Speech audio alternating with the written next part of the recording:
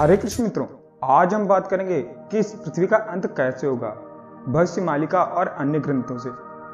हमारी यह धरती कभी न कभी तो नष्ट होगी ही, कभी न कभी एक विनाश की लीला शुरू होगी और यह धरती उसमें समा जाएगी, यानी कि पूरी मानव सभ्यता नष्ट हो जाएगी। अब जानने वाली यह बात है, क्या पूरी धरती समाप्त होगी या धरती पर से केवल मानव जाति का ही खात्मा होगा। कई लोगों ने बताया है कि धरती से मानव जाति समाप्त होगी। कहा है कि एक बीमारी जन्म लेगी और पूरी मानव सभ्यता को नष्ट करेगी।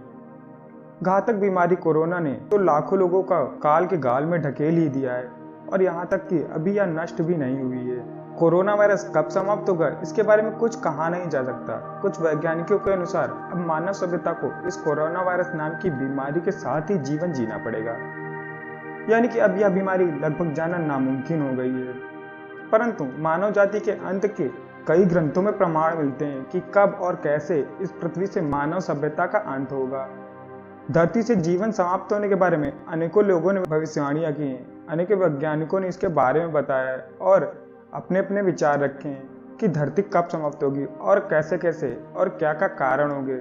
अगर हम सनातन धर्म के ग्रंथों की तरफ चलें तो उनके अनुसार 4 युग होते हैं: सतयुग, द्वापर, त्रेता और कलयुग।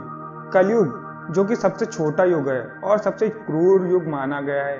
एक प्रकार से यह युग इस क्रम में सबसे अंतिम भी है, जो कि वर्तमान में अभी चल रहा है, जिसकी उम्र 4,32,000 वर्ष है और उसमें से लगभग 5,000 वर्ष की आयु कलयुग पूरी कर चुका है।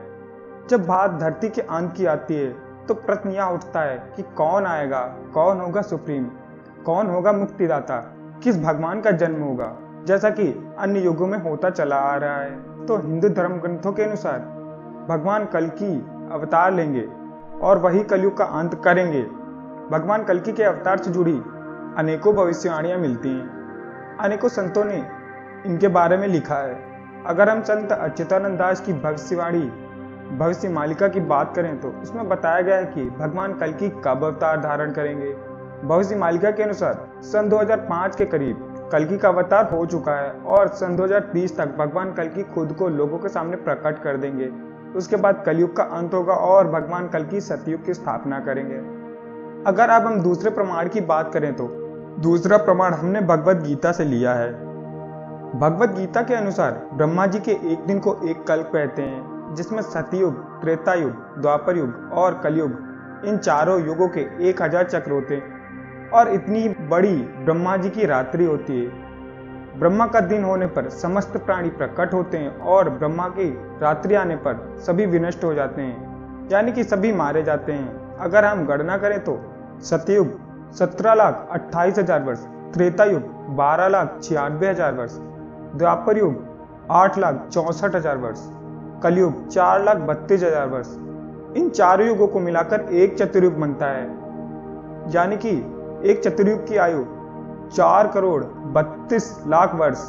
अगर हम ब्रह्मा जी के एक दिन की बात करें तो इन चतुर्युग को 1000 चक्र होते हैं, तो उसे 1000 से गुणा करेंगे, तब यह आता है 4,32,00,000,000 वर्ष, जो कि ब्रह्मा जी का एक दिन है।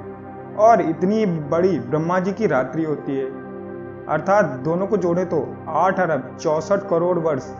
भगवत गीता के अनुसार यह गणना आती है मानव सभ्यता की समाप्त होने की। ये चक्र ऐसे ही 100 वर्षों तक चलते रहते हैं, क्योंकि हर ब्रह्मा की आयु ऐसे ही 100 वर्षों की होती है और इसके बाद दूसरे ब्रह्मा का जन्म होता है और नया कल्प शुरू होता है। अगर आपको हमारी यह वीडियो पसंद आई हो तो लाइक, शेयर और सब्सक्राइब अवश्य करें और जुड़े रहें गीता सत्य के साथ। जय श्री कृष्ण।